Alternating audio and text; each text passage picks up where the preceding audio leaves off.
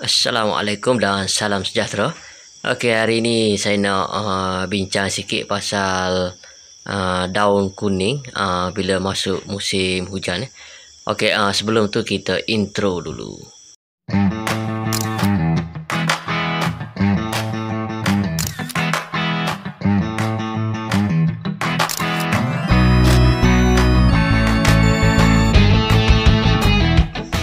Okey, baik. Jadi hari ini saya akan tunjukkan beberapa pokok lah. Pokok di kebun saya ni. Ada setengah pokok tu dia mengalami masalah kekuningan ataupun klorosis apabila masuk musim hujan gini. Musim tengkujuh lah di Pantai Timur ni. Jadi beberapa pokok mengalami simptom daun kuning ataupun klorosis lah. Okey, seperti mana juga kebun-kebun sahabat saya rasa mengalami masalah yang sama lah kalau apabila berlaku musim hujan macam ni. Okey, sekarang ni kita tengok kebiasaannya lah daun kuning ni akan terjadi pada daun muda dah. Okey, daun muda maksudnya dia pucuk tu dia pecah menjadi daun. Daun tu kita panggil daun muda lah. Okey, daun baru. Okey, kalau sahabat tengok daun baru ni akan jadi warna kuning gini. Ni seperti yang sahabat tengok pada pokok ni lah. Okey. Daun baru ni dia kuning. Kalau daun matang tu bahagian dalam tu dia tak kuning, dia hijau. Biasanya daun muda lah. Okey, dia selepas pucuk tu dia pecah jadi daun, dia hampir matang lah, daun tu hampir matang dia akan jadi kuning. Okey, di sini saya akan bincangkanlah beberapa sebab dia, faktor dia dah.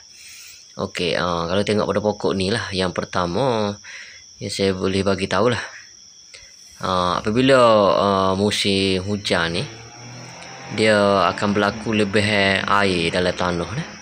Okey, maksudnya kat sini air tu bila hujan berterusan dia akan meresap dalam tanah, tapi dalam kuantiti yang banyak dia akan menyebabkan kawasan kanopi akar rambut akan lemas. Okey, maksud akar lemas kat sini dia kekurangan oksigen. Okey, apabila dia kekurangan oksigen, akar ni akan mula berhenti mengambil nutrien. Itu yang menyebabkan kalau kita tengok daun muda yang akan dapat kesan dahulu. Okey. Biasanya akaran rambut ni kalau dia rosak paling cepat dapat kesan ialah daun muda pucuk. Maksudnya apabila akar ni lemas, dia tak akan ambil nutrien lah, dia tak akan serap nutrien. Kemudian kesan dia tu kita boleh lihat pada awal simptom ni dia akan tunjuk pada pucuk dan daun muda lah. Sebab tu sahabat boleh tengok daun muda yang akan jadi kuning. Okey. Jadi kat sini kalau kita nak atasi masalah ni, yang pertama ialah pastikan tanah kita tu kita buat parit ataupun longkang tepi keliling kanopi dia dah. Okey, jadi parit di sekeliling kanopi tu akan membantulah air hujan yang bertakung di kawasan kanopi tu dia akan mengalir keluar lah. Jadi kita buat parit untuk alihkan air keluar. Jadi keadaan ni sedikit sebanyak akan membantu masalah akar lemas ni lah. Okey, itu yang pertama dah, lebih air pada tanah. Okey, ini pokok yang khususnya lah duri hitam ni. Dia ni kita tengok dia tak nampak sangat lah kekuningan dia tu. Okey, lebih pada hijau lah. Okey. Faktor kedua pula biasanya kalau daun muda ataupun kawasan pucuk ni dia kuning kerana kekurangan unsur nutrien daripada mikronutrien ataupun trace element. Sebab apa? Dia bergantung pada jenis tanah tu. Kalau macam saya ni tanah jenis berpasir, dia akan menyebabkan larut resap. Maknanya nutrien TE tadi mudah larut resap oleh air lah. Okey. Jadi air hujan tu. Jadi bila keadaan ni berlaku, jadi trace elemen ni tak dapat diangkut untuk ke daun muda. Sebab apa? Kenapa daun muda dia akan tunjukkan simptom kekuningan macam ni?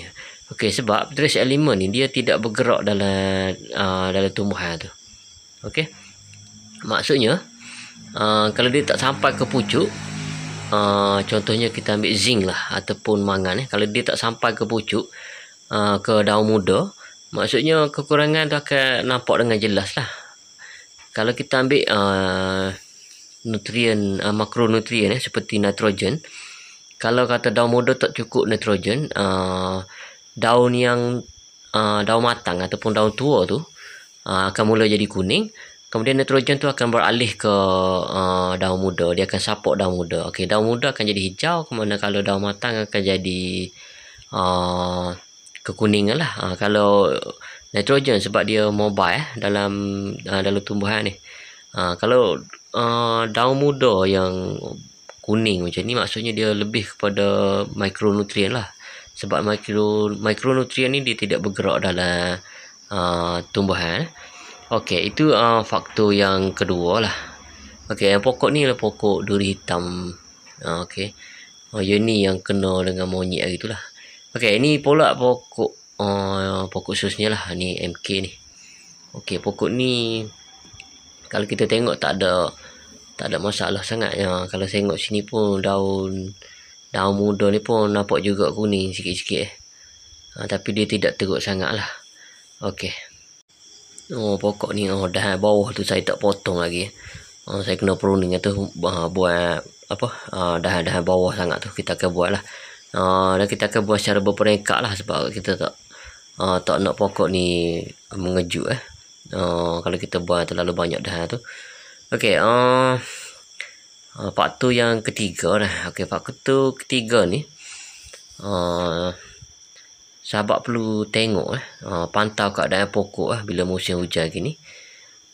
Sebab kita takut serangan kulat. Okey, yang pertama pangkal ni kena bersih lah. Okey, kita akan buang rumput tu pada bahagian pangkal, sebab kita nak pastikan supaya tidak ada jangkitan kulak. Terutamanya kulak repuk akar, Phytophthora ataupun Pythium. Okey. Ni pokok khususnya. Bila kelembapan terlalu tinggi pada pangkal ni, dia mudah untuk kita dapat serangan kulak yang memang orang kata kulak yang boleh membunuh pokok durian lah. Seperti repuk akar. Repuk akar ni dia biasanya Phytophthora dengan Pythium lah. Pythium root rot. Okey, dua-dua tu Pythium dengan Phytophthora ni daripada keluarga yang sama lah. Oomycete. Okey, ni pun ada juga simptom kuning ini. Okey, sebenarnya kebun saya ni tak banyak lah pokok yang mengalami masalah daun kuning walaupun musim hujan gini. Sebab sebelum masuk musim hujan tu saya memang dah tabur baja lah. Okey, saya tabur baja organik Pertama organik LM. Kemudian saya campur sekali dengan baja sebatian Agrobridge 1564 plastik lah. Okey, Agrobridge ni dia slow release memang sesuai untuk musim hujan lah. Okey, kalau musim hujan memang saya tak pakai baja Yara Yara 16 tu. Saya tak akan pakai lah baja tu. Okey. Sebab kita cari baja slow release ni dia lambat larut. Okey, dia larut dengan perlahan, dibantu oleh air hujan lah. Okey. Kalau kita pakai baja yang fast release macam Yara 16 ni, kalau kena embung sekalipun dia akan terus larut apatah lagi kalau musim hujan lagu ni. Jadi sebelum masuk musim hujan tu saya dah tabur lah baja ni. Kalau sahabat boleh tengok lah, kalau kat tepi kenopi dia ni dah 3 minggu dah saya tabur. Masih ada lagi sisa baja tu. Okey. Maknanya dia memang lambat larut lah. Ataupun sahabat boleh guna baja yang control release dia berbentuk macam kapsul gitu. Okey. Dia memang dipanggil apa benda dipanggil, saya tak ingat dah. Coating. Baja tu dia coating, dia akan control release, dia akan bebaskan apabila pokok memerlukan nutrien. Cuma sistem kerja dia tu saya tak pastilah macam mana. Dia adalah beberapa jenama. Cuma saya tak pakai, jadi saya tak ambil tahu sangat lah. Jadi saya guna baju slow release je lah. Okey. Okey, baik.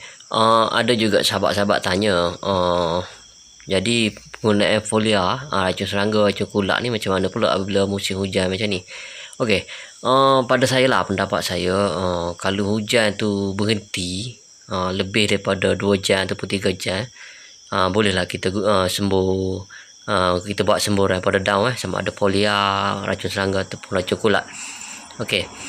Tapi kalau kita sembuh ya sekejap, lepas tu terus hujan, walaupun kita pakai gam ataupun pelekat adjuvant ataupun surfactant, kita tak pasti sejauh mana folia kita tu melekat pada daun, sebab dia memerlukan masa untuk semburan kita tu melekat pada daun. Jadi macam mana kita nak buat? Biasanya kalau saya untuk kawalan kulak ni, biasanya saya akan buat siram je lah, siram racun kulak, tapi jangan siram banyak lah. Siram dekat pangkal tu mungkin 1 liter sajalah. Kemudian penggunaan baja pula, walaupun musim hujan, kita boleh guna baja, boleh tabur baja lah, tapi baja slow release lah, dengan cara tanam sekeliling kanopi, ataupun kita guna sistem poket lah, sebab kita tak nak baja tu hanyut. Okey. Untuk baja tabur tu saya akan pakai baja slow release ataupun control release lah. Okey. Kalau untuk racun serangga dan racun kulak pula, saya akan pakai racun untuk siraman lah, sebab kita nak buat semburan folia tak boleh. Jadi kita buat siraman racun kulak yang memang true systemic. Contohnya Allied. Okey, forcetyl aluminium. Jadi Allied ni saya akan buat lain-lain lah. Maksudnya hari pertama saya akan siram Allied, kemudian hari ketiga pula saya akan siram racun serangga lah. Okey, dan racun serangga juga saya akan gunakan yang memang true systemic lah. Contohnya Spirotetrama, jenama dia Alto. Okey, saya akan buat siraman lah. Jadi kita biar je lah racun tu mengesap masuk dalam jaringan xylem dan flower pokok ni lah. Okey, sebagai kesimpulan dia lah, bila masuk musim hujan gini, yang pertama, beberapa langkah perlu sahabat buat lah. Ini pengalaman saya lah. Okey, yang pertama, kita kena pantau keadaan pokok lah. Okey, tengok sama ada kehadiran kulak, terutamanya pada pucuk, daun, dahan, batang. Okey, yang kita boleh nampak lah. Akar tu memang kita tak nampak. Okey, yang kedua, kita buat parit ataupun longkang supaya air tu tidak bertakung lah. Jadi sini kelebihan tu, siapa yang guna teknik busuk tu okey lah, dia tak ada masalah air bertakung ni. Okey, itu yang kedua. Okey, yang ketiga, kulak yang menyerang daun ni biasanya memang suka sangat pada kelembapan. Jadi bila musim hujan gini, dia keadaan tu jadi terlalu lembab, terutamanya bahagian pangkal, kemudian bahagian dahan yang rapat dengan batang utama ni, dia akan lembab kat situ. Jadi kalau daun tu lalu banyak tu, kita boleh pruning lah, buang mana-mana daun yang tidak terkena cahaya matahari tu lah. Yang kelembapan tinggi ni biasanya hawa daun, alga lispok, karak daun, bintik daun Pomoxis, dan juga Cercospora. Itu yang memang suka pada kelembapan yang tinggi lah. Okey, itu yang ketiga. Yang keempat, kita bersihkan kawasan pangkal pokok, sebab mudah untuk kita kesan kehadiran kulak lah pada pangkal tu. Okey, baik. Yang kelima, kita boleh buat semburan racun serangga, racun kulak dan juga folia jika tak hujan. Okey, kalau hujan mungkin sahabat boleh buat siraman pada pangkal je lah. terutamanya racun kulak dengan racun serangga yang saya sebut tadi lah. Okey, baik. Biasanya daun muda yang kuning ni dia akan pulih balik ni, dia akan kembali hijau cuma dia akan memerlukan masa lah. Cuma kita takut kuning ni dia jadi makin kuning kemudian dia akan gugur. Okey, itu masalah sahabat kena cek betul-betul lah pada bahagian akar Okey, baik. Setakat ini saja perkongsian saya untuk kali ini. Jangan lupa like, komen, share dan subscribe. Okey, jika ada sebarang penambahbaikan ataupun komen, sahabat boleh tinggalkan komen di ruangan komen di bawah lah. Okey, sekian, terima kasih.